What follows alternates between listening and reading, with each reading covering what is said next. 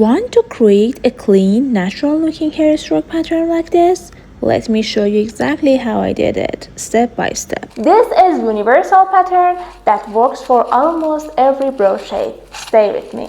First, we need to draw the eyebrow in the correct shape. The second step is to draw the spine line. My starting point is right here. I begin by drawing a curved line, extending it through about half of the eyebrow, and I finish it just 1 millimeter below the upper border.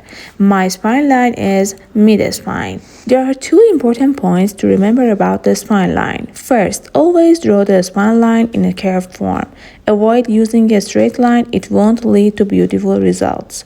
Second, make sure the end point of your spine is no more than 1 millimeter below the top border of the eyebrow. Why? Because if the gap is too large, you'll need to fill it with many strokes, and that will make your pattern look messy and unnatural. Now let's move on to the next step.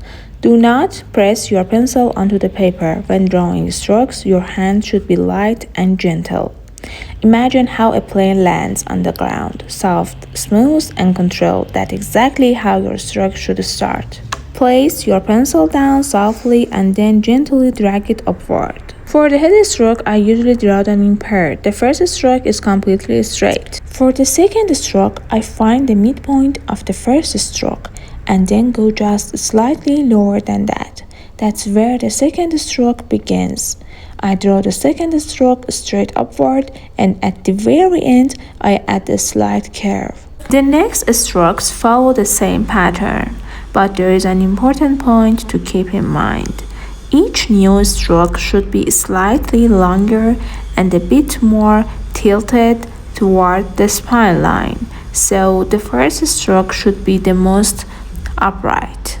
Again, I start from the design line, go straight, and as I reach the end, about the last third of the stroke, I start to curve it slightly. For each following stroke, I do the same, but I make it a bit longer and a bit more angled toward the spine. By following rules, as you see, I'm continuing to draw my hair strokes.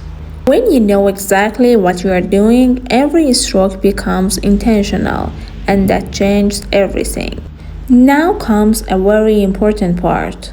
When I get closer to the spine line, I need to make sure that the end of my stroke lands softly and smoothly onto the spine. It should curve beautifully onto it. This soft curve is super important. If your stroke hits the spine too straight, it can ruin the natural flow and create a fishbone effect, which we don't want.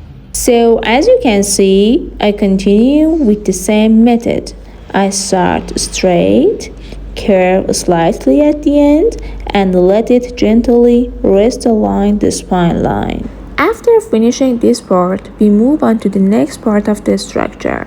The most important element here is the transition.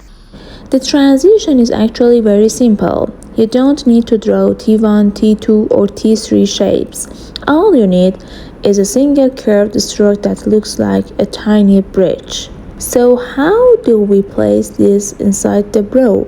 We look at the gap area and draw this curved stroke starting right next to the last stroke. Then we curve it gently and let it land exactly on top of the first spine stroke. This small bridge fills the empty area and connects the flow. Just with this one curved line, your transition is done. Now let's move on to the upper strokes. Upper strokes have their own rules. First, we start from here and draw a short stroke. This is our first upper stroke. The second stroke is placed exactly at the arc area. It's a bit longer and goes straight like this. The next upper stroke comes from the spine line, but make sure the strokes are close to each other at the bottom and further apart at the top.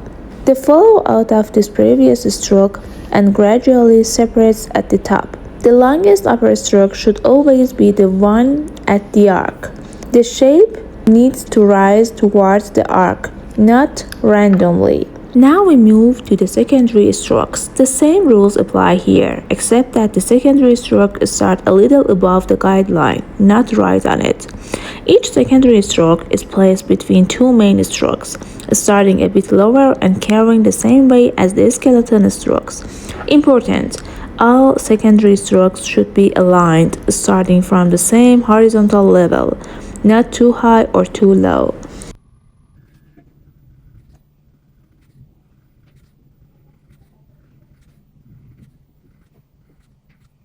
Now for the final touch, let's create the mini details at the top. From the top of the upper strokes, you can add V-shaped strokes. These tiny V-shapes add a natural look. And if there is still a gap, you can add one more secondary V-stroke next to it to complete the pattern nicely. That's it for today's tutorial. I hope this helped you understand stroke placement better.